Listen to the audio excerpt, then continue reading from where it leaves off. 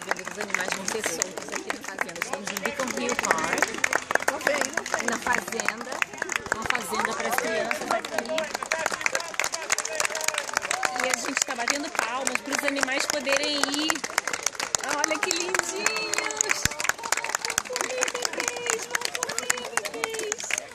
Eles vão comer, agora é hora do jantar deles. Que lindinhos!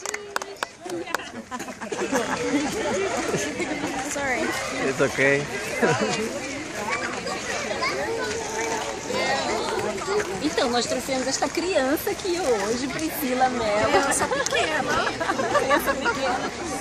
Para a fazenda das crianças aqui no Beacon Hill Park. E aí, tá Eu estou gostando? fazendo um vídeo para publicar depois. A gente vai mostrar mais lugares aqui no Beacon Hill Park para vocês.